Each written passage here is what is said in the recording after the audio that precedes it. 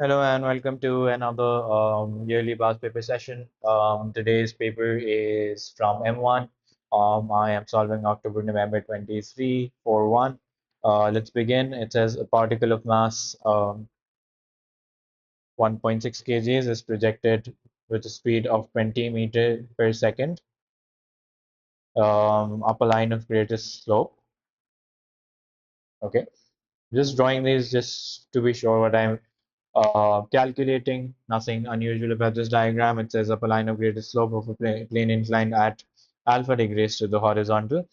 Okay, so this is also alpha, and I have 16 cos alpha and 16 sine alpha in case I need it. Okay, and this is R. Okay, where tan alpha equals to 3 over 4, so sine alpha should be, I'm using my calculator here. I'm doing, let me show you this calculation. Hopefully I can show this to you.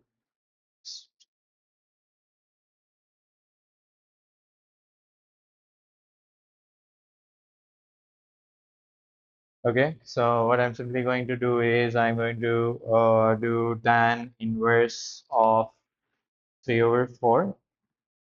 Um, okay, and do sine of answer.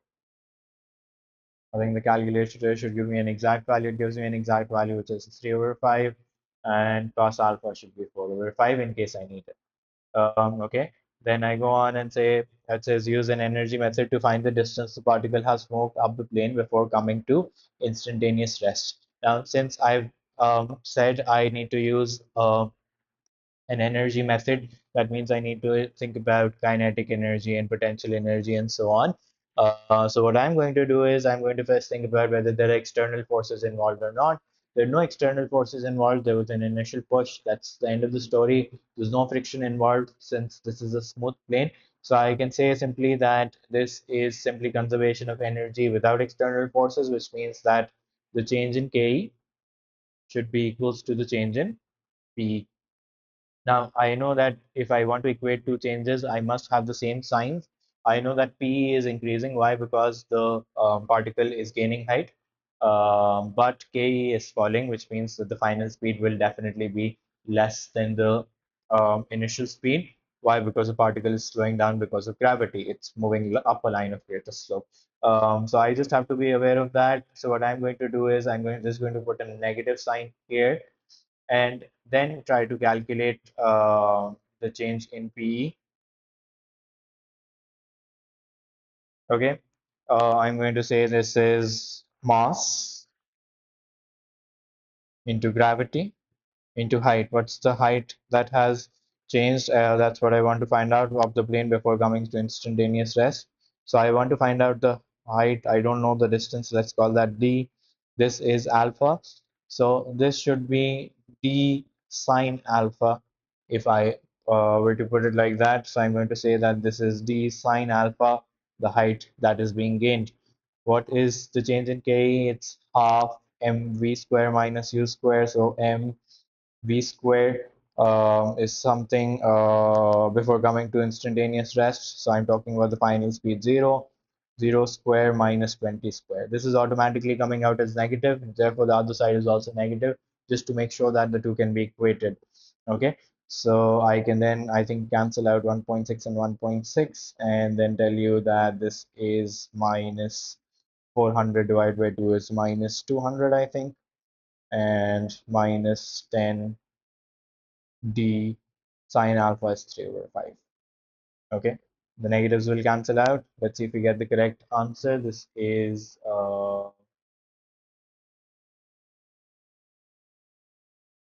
on my calculator. I'm going to get 200 divided by 10 divided by 0.6.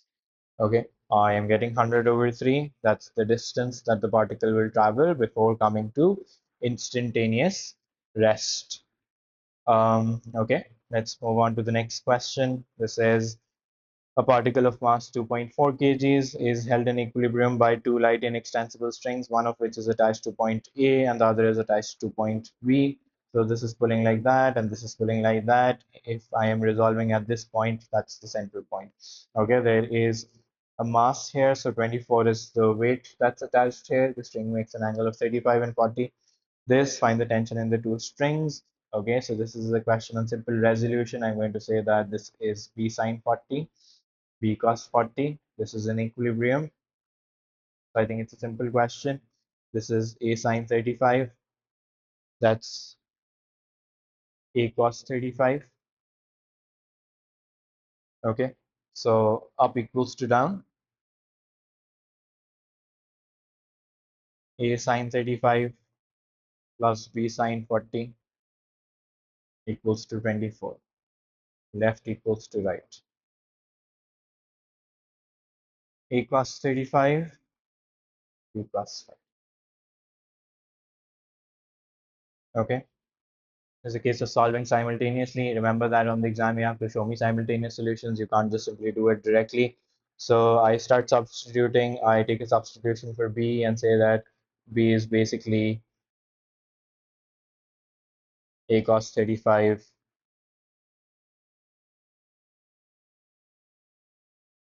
over cos 40 into sine 40 equals to 24.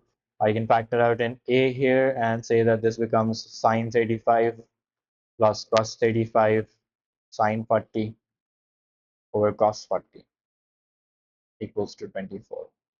Okay, then dividing on the other side by this entire expression, I'm first going to calculate this entire expression on my calculator, and then I'm going to divide cos 35. My calculator is set in radians. Let me just fix that.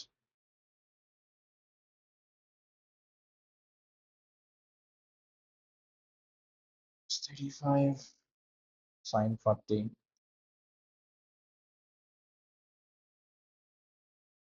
for cos 40.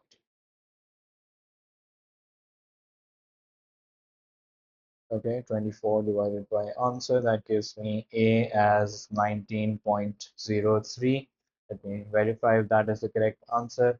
C is yes. That is the correct answer for A. Let's put that into the other equation that I have divided by cos 5. So I'm getting B as 20.4 newtons. Okay, and those are the final answers and they are correct answers. Okay, moving on. Let's look at question number 3. Question number 3 says the diagram shows the velocity time graph for the motion of a bus. The bus starts from rest and accelerates uniformly for 8 seconds until it reaches a speed of 12.6. Okay, the bus maintains the speed for 40 seconds. It then decelerates uniformly in two stages between 48 and 62 seconds. The bus decelerates at a meter per second. Okay, so the gradient here must be minus a. If it decelerates at a, then the gradient must be minus a between 62 and 70. It decelerates at 2a. So here the gradient is minus 2a. Okay. Until coming to rest, find the distance covered by the bus in the first 8 seconds. Okay. So I'm just asking you for this area then. So that's simple. Area equals to half into base into height. Calculate that on a calculator. 4 into 12.6 should give me 50.4 meters. I hope that's the correct answer. Yeah. Okay. Then it says find the value of A. Now, that is a 3-mark question. Let's figure out how to do that. I know that here I have the coordinates as 48, 12.6. I don't know these coordinates. Let's call them 62, V1. And I have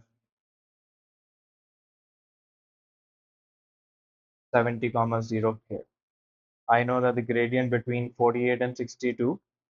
Okay, so that's going to be 12.6 minus V1 over 48 minus 62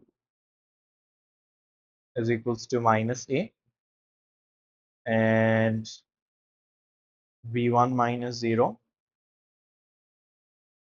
over 62 minus 70, so the other gradient, equals to minus 2A. Okay, let's quickly simplify this and see if we can come up with a number. What's 48 minus 62? That must be 14. I have minus 14 in the numerator denominator, so that helps me cancel out the negatives. Okay, this one gives me v1 over minus 8 equals to minus 2a. That also helps me cancel out the negatives. What I can do is I can say that v1 is basically, I want to find out the value of a, so v1 is basically 16a.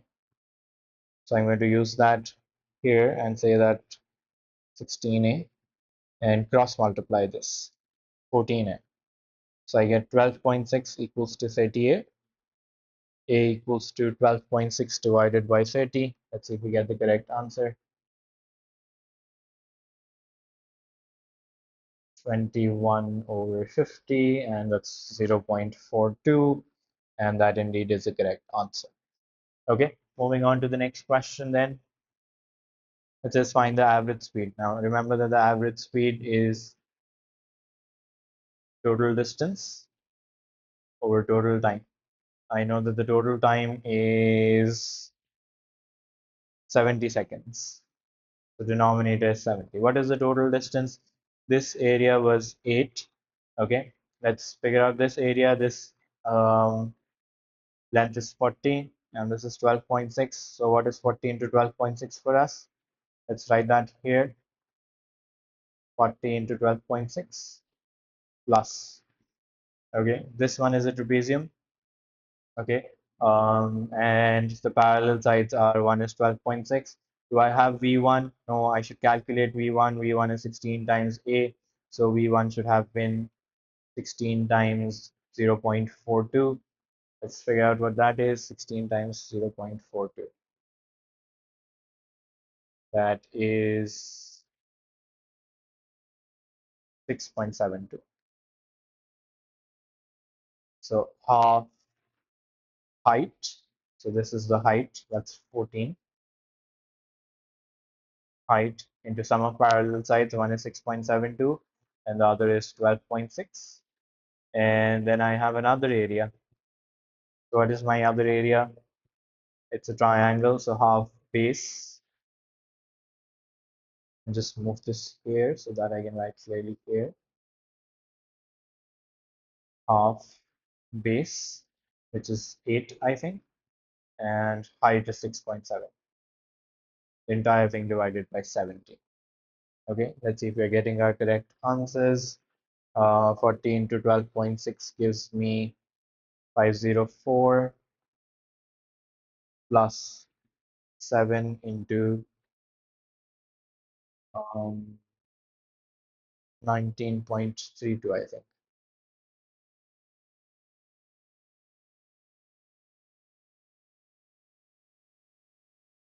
135.24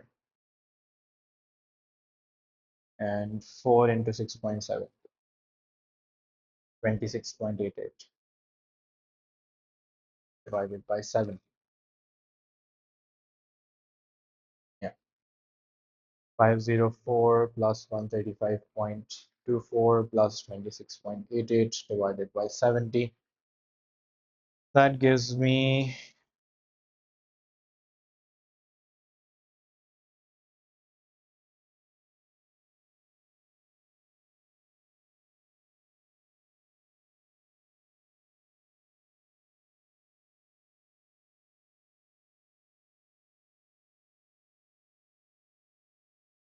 and I've forgotten an initial area that I calculated. There's another 50.4 as well. The initial area, that's what I've forgotten.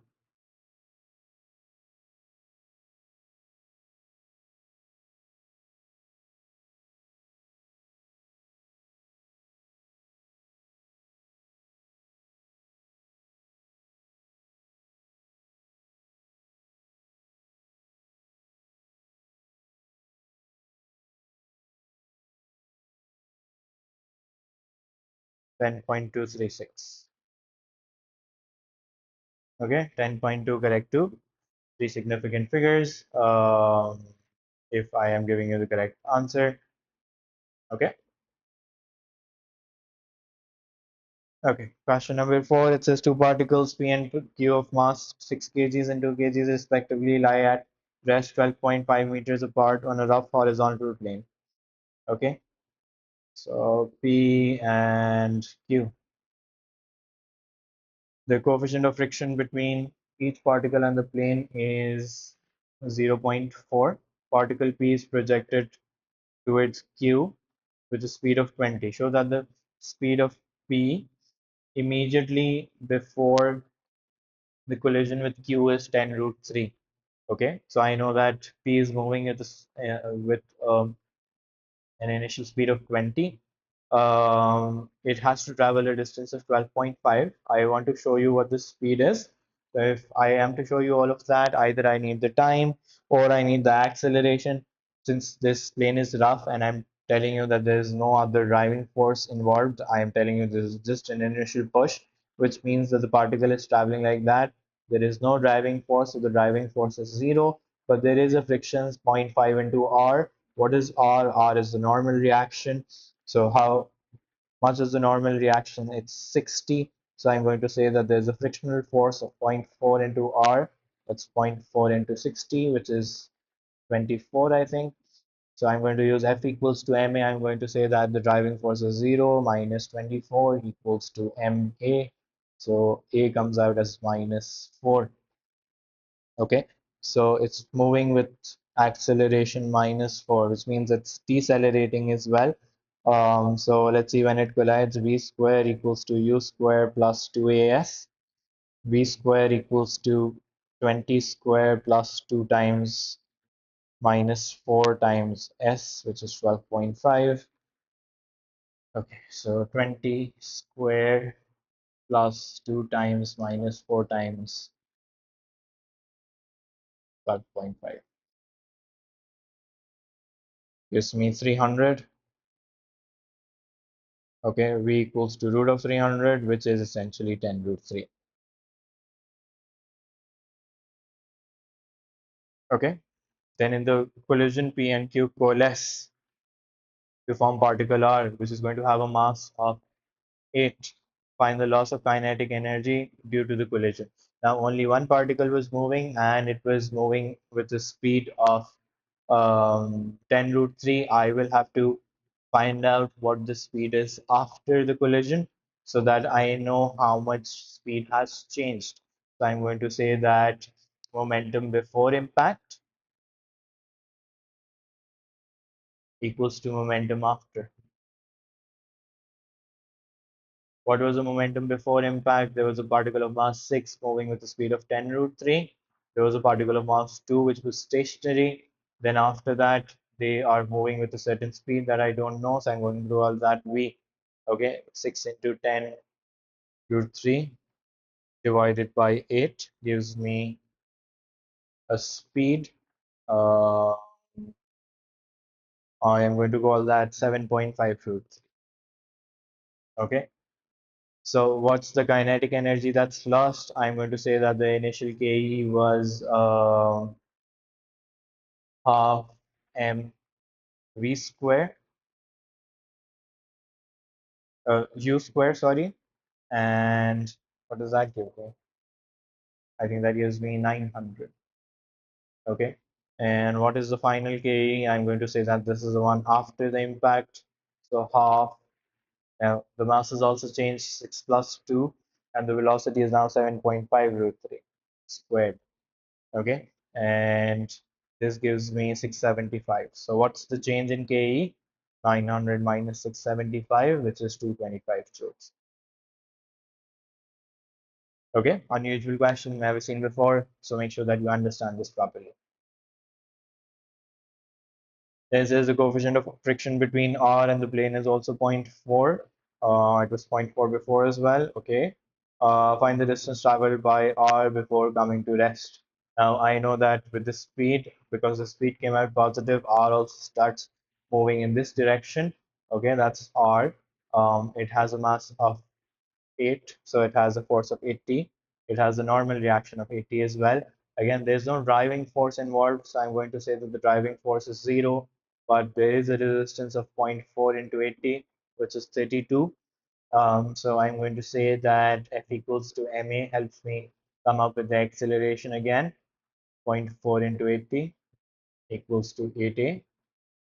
So this also comes out as minus 4. Its starting speed is 7.5 root 3. I want it to come to rest, so v equals to 0. I want to find the distance, and I have the acceleration as minus 4. So v square equals to u square plus 2as. 0 square equals to 7.5 root 3 squared plus 2 times minus 4 times s.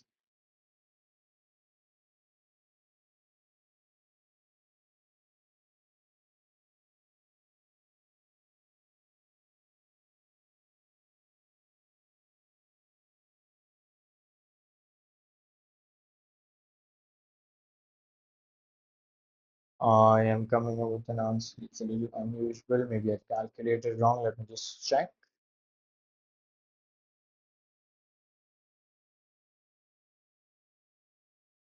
Yeah, something wrong with my calculations.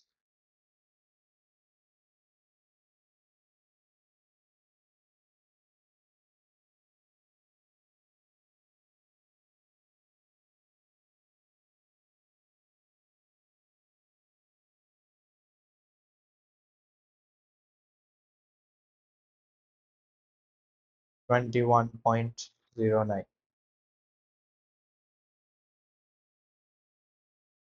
Okay, so that's 21.1.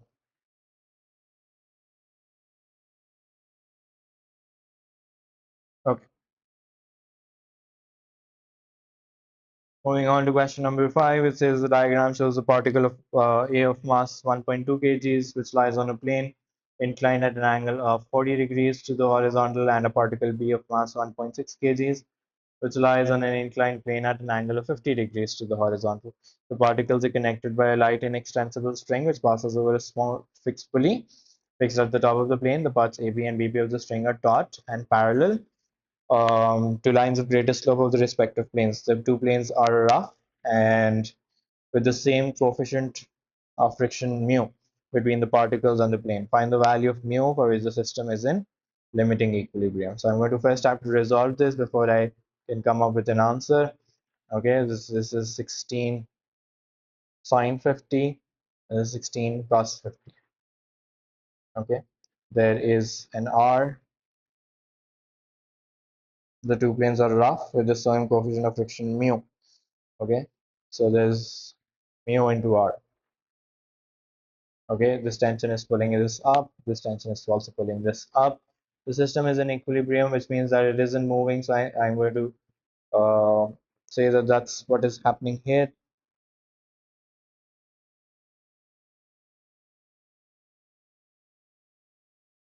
Okay, there's a small thing that I need to check. Okay, this is where it gets a little tricky.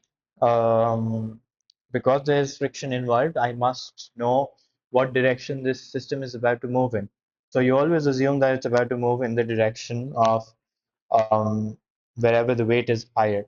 Okay, so this also has a higher slope as well, but the weight is higher, so I'm going to say that B is about to move in this direction, which means that its friction must also face in that direction. Okay, A is about to move upwards, so its frictional force will move downwards. I'm going to resolve this. I'm going to say that this was 12 and this is 12 cos 40, 12 sine 40. There's an R. Okay, so what is happening at A? At A, you have the particle in limiting equilibrium, which means that the upward and downward forces should be equal, and the left and right should also be equal. So R should equal 16 cos 50. There are no other perpendicular forces involved. The horizontal ones are such that 16 sine 50 should equal frictional force plus tension.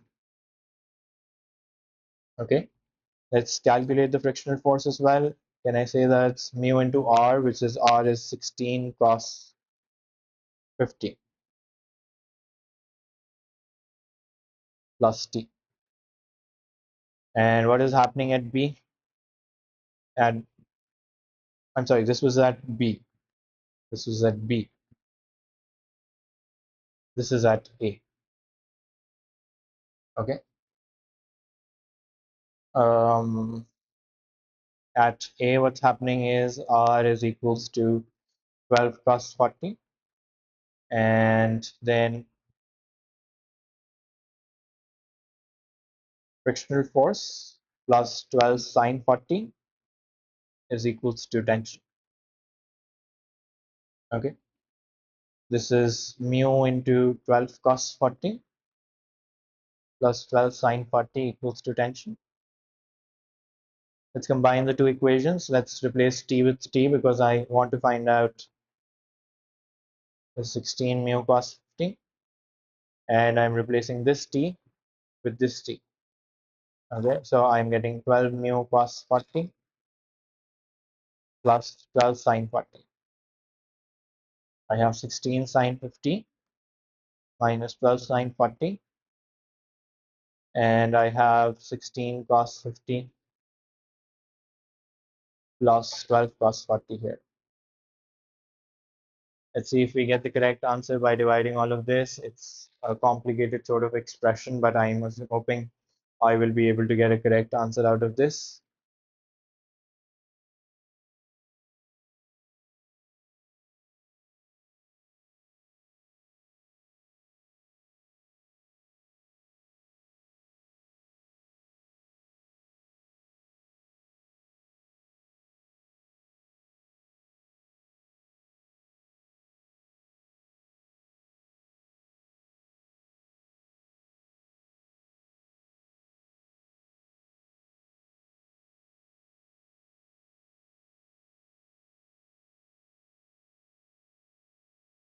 I am getting 0.233.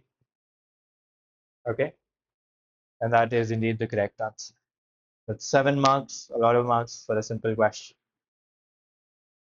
Go on to question number 6. Question number 6 says that a car of mass. Okay, there are two more questions to go. Question number 6 says that a car of mass 1300 kgs is moving on a straight road on a horizontal section of the road. The car has a constant speed of 30, so U is also equals to 30 and V is also equals to 30. And there's a constant force of 650 resisting the motion. Okay, so let's assume that the car is traveling on the right hand side and there's a resistance of 650. Car is moving like that. Calculate in kilowatts the power developed by the engine of the car. So I'm going to say that since there is a constant speed, acceleration must be zero. So when I do F equals to ma, the driving force minus the resisting force gives me the driving force as 650 as well. The forces are balancing each other out. So what is power? Power is force into velocity. So power is 650 into 30. Okay, so that should give me in kilowatts. That's what I'm asking you for, 650 into 30. So I'm getting 19,500 watts, which is 19.5 kilowatts. Okay, since the question is about kilowatts, you will not get marks for just writing 19,500. Given that the power supply suddenly increased by 9 kilowatts, so I am now getting 19.5 plus 9. That gives me 28.5 kilowatts. That's 28,500 watts. Find the instantaneous change in the acceleration of the car. So there is definitely a change in the forces. Why? Because the speed was constant. Okay, when the speed was constant, I would still say that power equals to Fv. Okay, power is then 28,500 divided by 30 equals to F. The constant speed is 30. So I'm going to say that 28,500 divided by 30 gives me 950.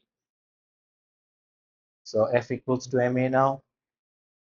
The driving force is 950. The resisting force is 650.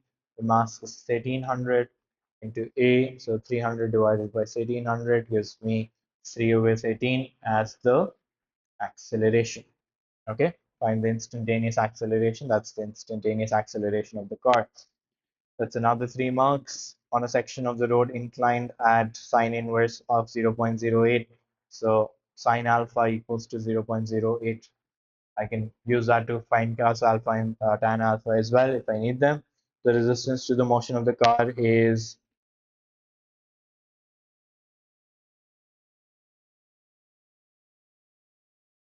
okay. The car travels downward along the section of the road at a constant speed. At constant speed with the engine working at 11,500 watts. Find this constant speed.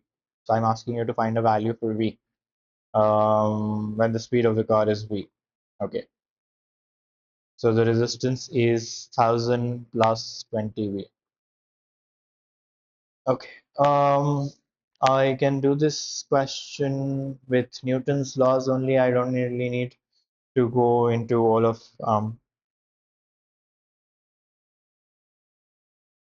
potential energy and so on. Why? Because I don't really have the lengths than the distances, and that's going to get a little confusing if I keep doing that. Okay, so that's 13,000. That's 13,000. This part is 13,000 sine alpha. Okay, so I can use that. There is an R. I've already told you the resistance to the motion, so I'm going to say that 13,000 sine alpha, and there's a constant engine working at 11.5 kilowatts. Okay, so um, so I'm going to say 11,500 is the power. Power is equals to force into velocity. So 11,500 divided by velocity equals to the driving force. The driving force T is 11,500 over V. So now what do I have? Do I have F equals to ma 13,000 sine alpha plus 11500 V over V minus 1000 plus 20 V equals to ma. Okay.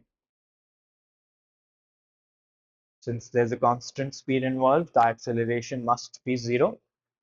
So 13,000 into 0.08 plus 11,500 over V minus 1000 minus 20V equals to 0. 1300 into 0 gives me 0. Okay. Now, the interesting thing about my calculator is that it can, as long as I have this equation, I can just put it on my calculator and it should give me the correct answer automatically.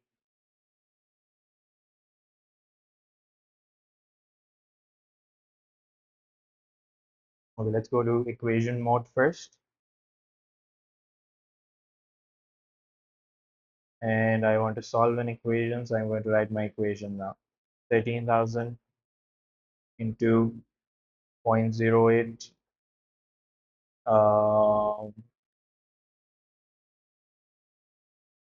plus 11,500 over x minus 1,000 minus 20x and equals to 0.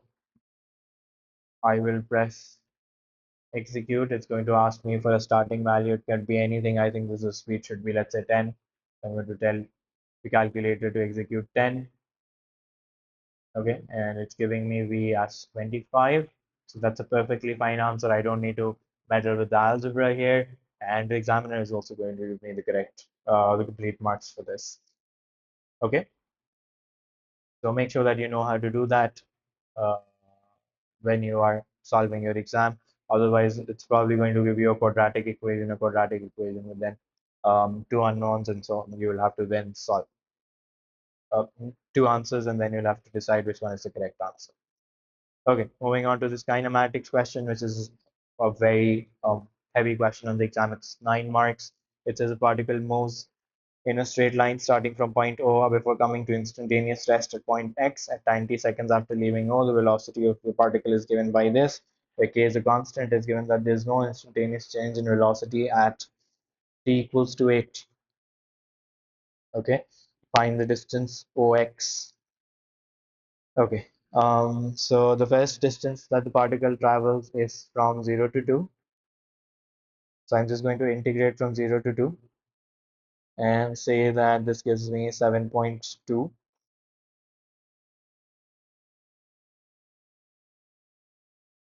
t cube over 3 from 0 to 2. Okay, distance, let's call that distance 1. Okay, so d1 comes out as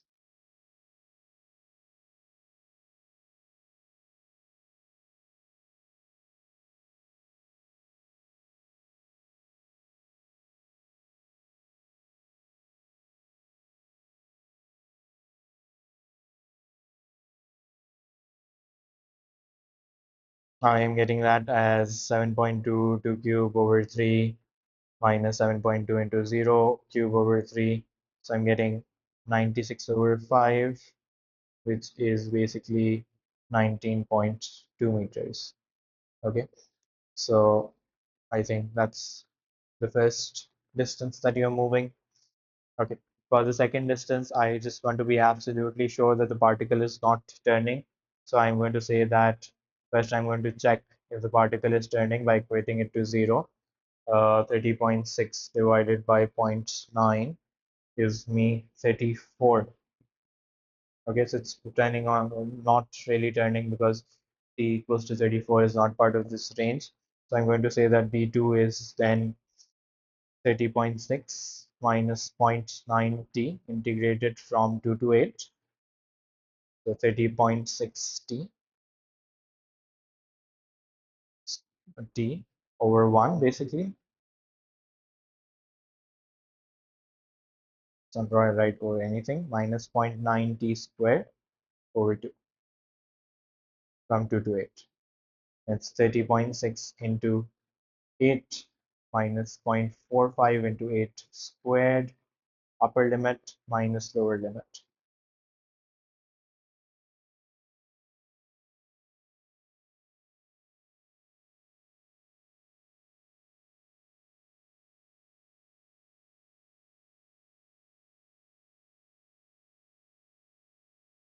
So 30.6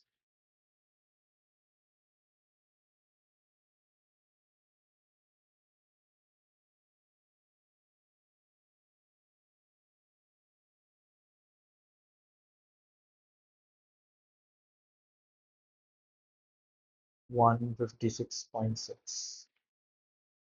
Yeah, so the second distance is 156.6. Then for the third distance, I notice that there is a kT involved. Now this says that there is no instantaneous change in velocity, which means that the ending velocity of this function should be the starting velocity of the other function. Okay, so I'm going to say that 30.6 minus zero point 0.9 into 8 should equal 1600 to 8 squared plus k times 8. Okay, again I can put the entire thing on my calculator like I just did, or I can solve manually, that's my call. So 30.6 minus zero point 0.9 into 8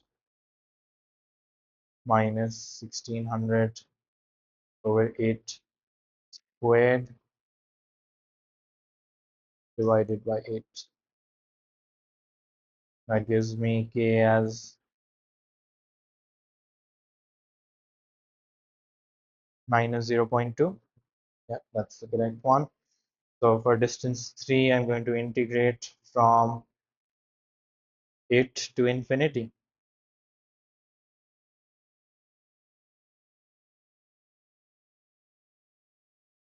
Okay, it does come to rest, so I'm not going to integrate from 8 to infinity. Let's take this function and find out when it comes to rest.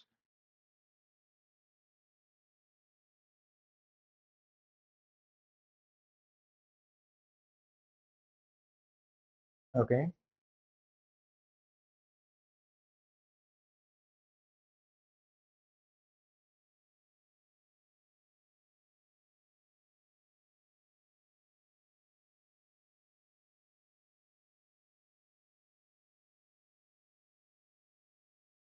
cube root of answer gives me 20. So it comes to rest at 20. So for D3, I'm going to integrate from 8 to 20.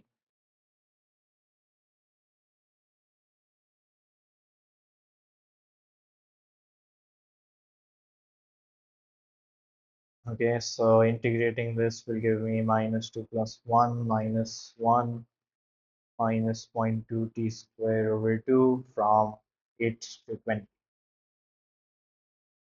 So minus 1600 over 20 minus zero point 0.1 into 20 squared.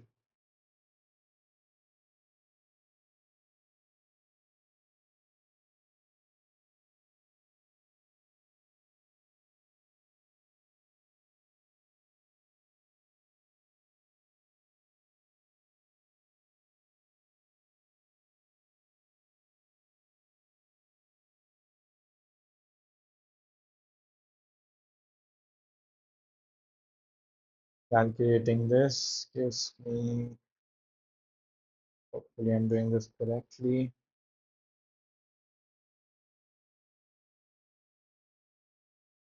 86.4. Okay. So I'm going to add all of this distance up. I'm going to say 19.2 plus 156.6 plus 86.4,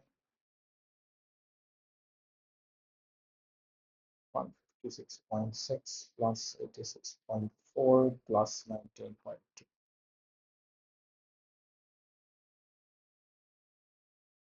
That gives me 262.2. And that is the correct answer. Okay, that's the end of the exam. I will see you with another yearly past paper session in the next video. Make sure to subscribe, like, and comment. And that is it. Thank you for watching.